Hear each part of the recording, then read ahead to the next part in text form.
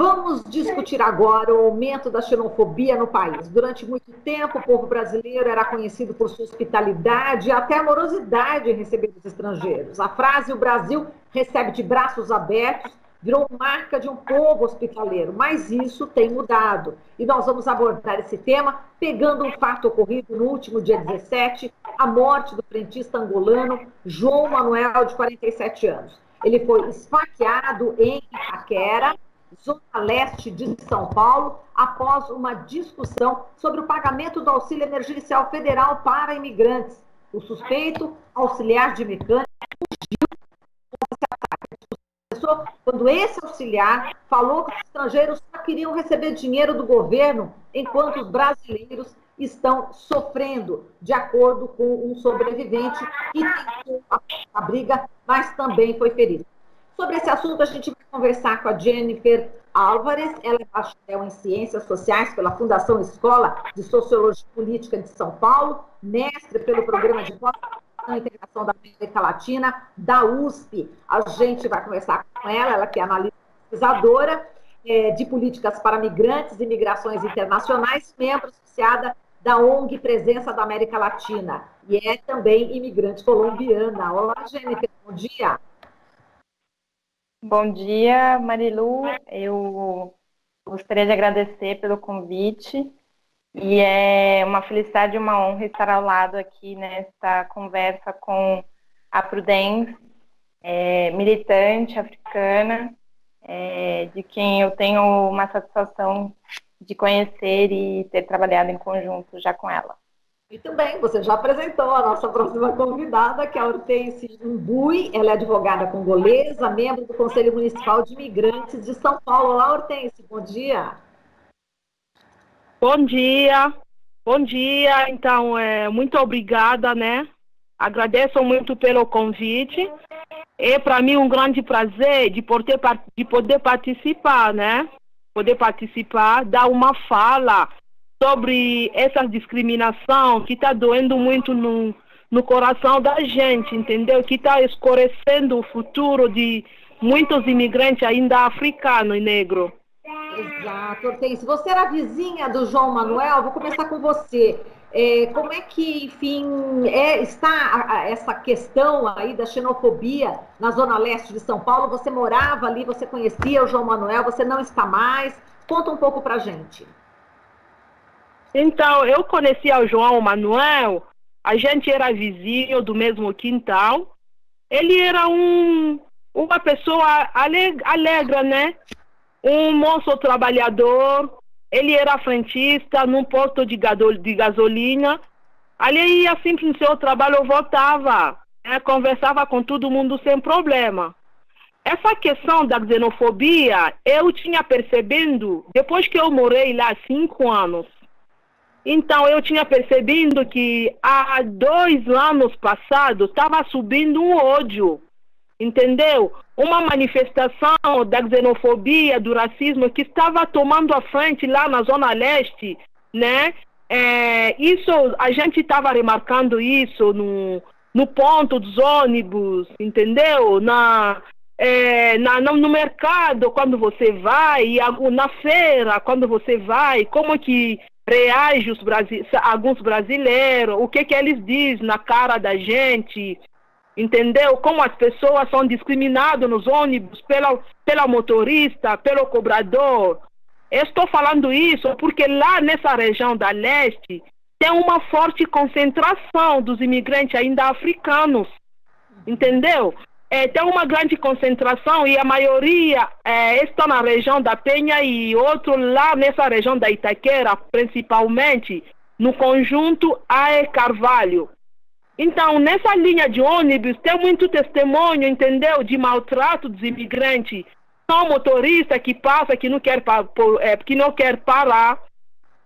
Essas mulheres, a maioria que faz trabalho autônomo, vendendo no Brás, por exemplo, estava passando muita dificuldade com os motoristas, que os motoristas, quando vejam ele com essa carga de mercadoria, não quer que ele sobe no ônibus, eles não param para pegar eles.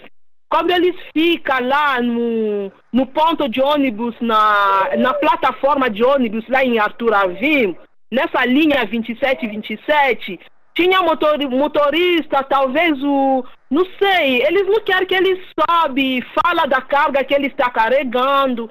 Então a gente passou por muitas dificuldades nesse sentido. A questão de aluguel, os vizinhos, tem vizinho que não quer olhar para a cara das pessoas imigrantes. Tem dono de casa também que maltrata, né? As pessoas que alugam as casas dele, o maltratamento dos vizinhos, palavra, entendeu? Falta de respeito, isso acontece muito. Tipo, você tem que voltar no país de vocês. Você fugir da fome no país de vocês vem atrapalhar os brasileiros.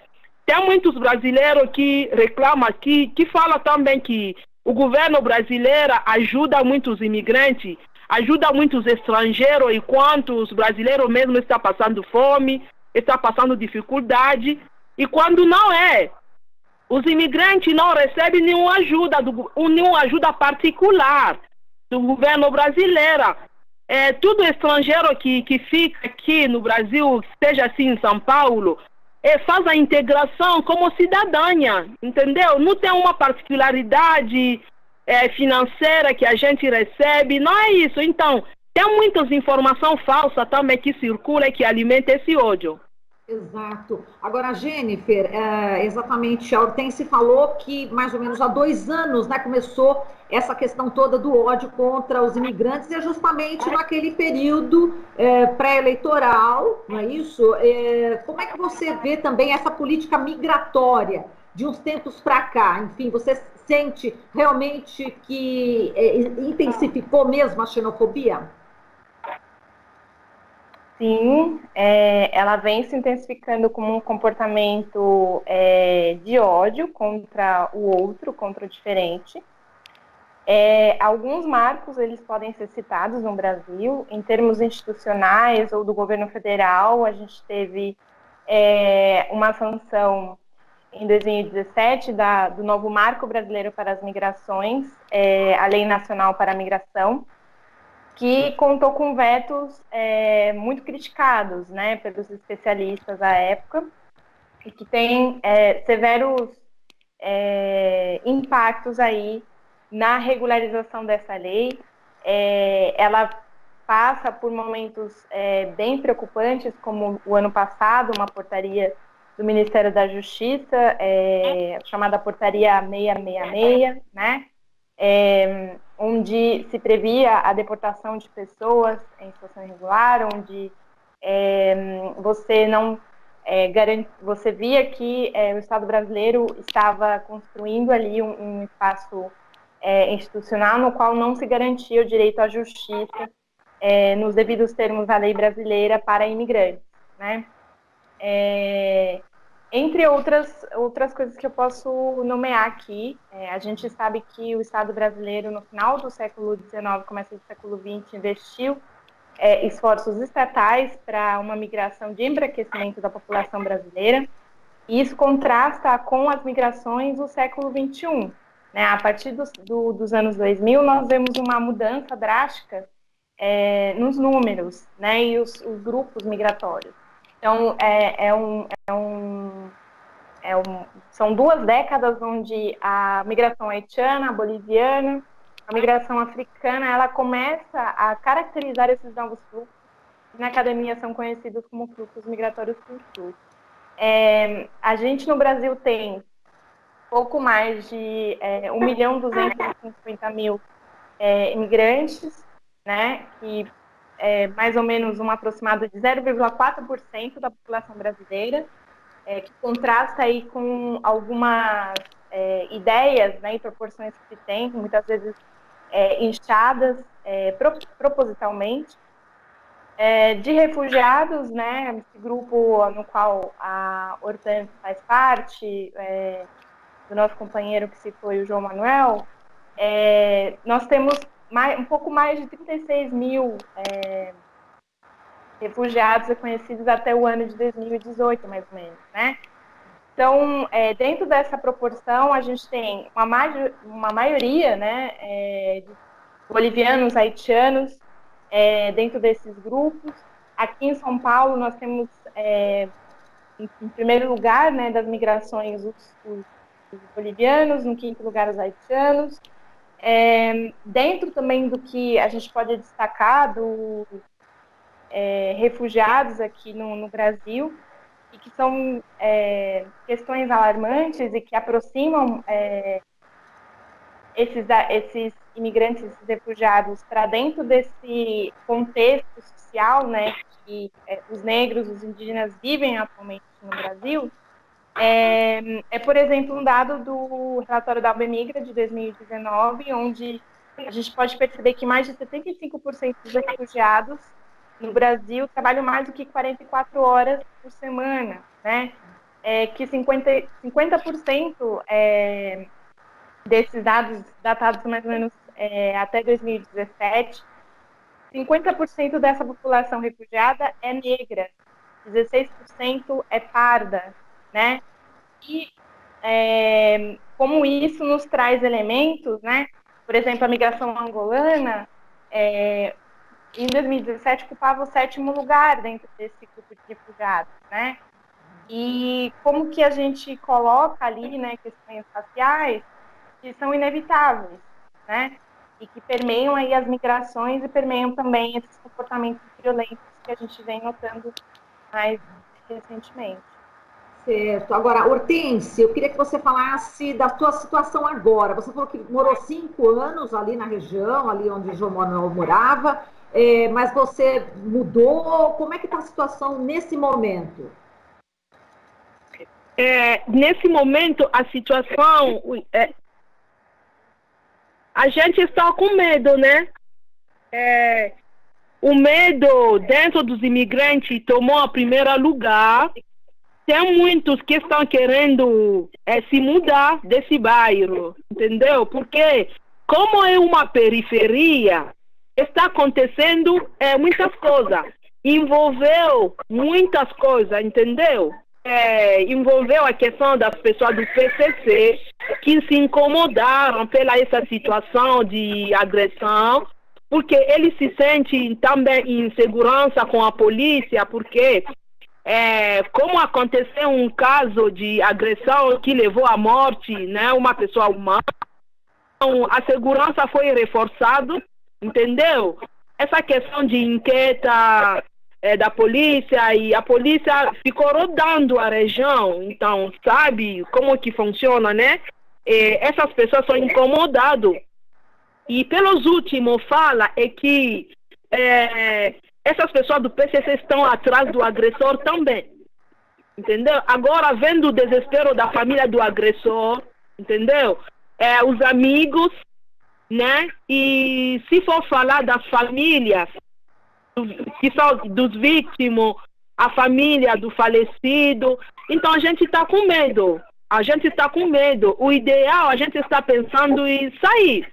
Se mudar para outro bairro, se mudar para outro lugar, né? A gente pensa em ir viver em lugar seguro. Tipo eu fui vítima também, que o meu marido passou a ser alvo de ameaça de morte. O que dá muito medo é que as mesmas pessoas que assaltam os africanos lá nessa região são meninos do bairro, são vizinhos, são caras que vocês conhecem, mas assim, essas mesmas pessoas que você conhece, que você percebe na rua, são as mesmas que assaltam a gente e são as mesmas que passam a ameaça de morte, entendeu? Então, tem medo. Eles não têm medo. É por isso que a gente não sabe o que fazer, né? A boa coisa que a gente está pensando em salvar a vida, porque a vida não tem uma vida descartável. A gente está pensando em se mudar dali mesmo. Isso é o que está acontecendo, é isso que é a situação atual. Muitas querem sair. Sim, e agora, Jennifer, esse ingrediente a mais aí, o PCC entrando também, enfim, nesse imbróglio todo, né, enfim, dessa xenofobia, é um complicador também. E também eu queria que você falasse sobre o governo Bolsonaro. Ele intensifica, ele acaba gerando mais tensão ainda, Jennifer? Certamente. Eu posso aqui nomear alguns exemplos anteriores justamente para localizar racialmente esses episódios de violência. Em 2013, nós tivemos a morte do menino Brian, famosíssima, e que gerou grande comoção assim, da população boliviana, paulistana. A gente tem em 2015 um atentado contra haitianos no Baixo do Glicério. A gente tem em 2019 vários episódios na fronteira norte do Brasil que a população local se manifestou contra a migração venezuelana. Em 2020, nós temos, com o Covid, uma série de manifestações contra a comunidade chinesa ou em repúdio à presença da comunidade chinesa em determinados espaços públicos, como em ônibus, enfim, em locais de trabalho. A gente tem também, este ano, né, justamente o assalto, né, a bolivianos, que gerou também uma morte recentemente. A gente tem também uma morte em Manaus por cobrança de dívidas contra o haitiano. E agora, no mês de maio também, a morte do João Manuel. Tudo isso, eu acho que se a gente colocar datadamente, né, e se a gente for olhar para o momento em que o Bolsonaro assume, né, e o discurso que ele traz, midiaticamente muito circulado, né, de que nós estamos falando de comportamentos fascistas, né, nós estamos falando de uma violência racializada, nós estamos falando de uma violência que vem a trazer à tona uma ideia de qual é o alvo, né? Então, os mais vulneráveis. E aí nós temos a população LGBT, a população negra, a população indígena. Não à toa, políticas sociais, elas vêm sendo ou simplesmente extinguidas, né? Ou dissecadas, né, ressecadas no âmbito federal, e que isso afeta diretamente as populações. Agora, quando a gente fala em migração, desde 2017, nós estamos vendo uma aceleração de um sentido securitista, né, para as migrações. Hoje nós temos um controle de fronteiras bem delicado, um controle da migração interna bastante preocupante. Temos recentemente um caso, né, com uma interiorização de imigrantes venezuelanos, onde a militarização da migração ela passa a ser uma prática do Estado federativo, né? E de como que isso também reflete, né, nesse discurso em que o imigrante não faz parte, né, desse Estado-nação brasileiro, e de como não só o Estado, mas a sociedade passa a ver também como uma questão de segurança nacional, né, e que é um paradigma que tentou se desconstruir no processo de elaboração, de construção desse marco da Lei Nacional de Imigração, né, mas que vem sendo enfraquecido, vem sendo alvo de iniciativas ou até mesmo práticas que colocam novamente a migração, como foi nos tempos da ditadura militar, como uma questão de segurança nacional.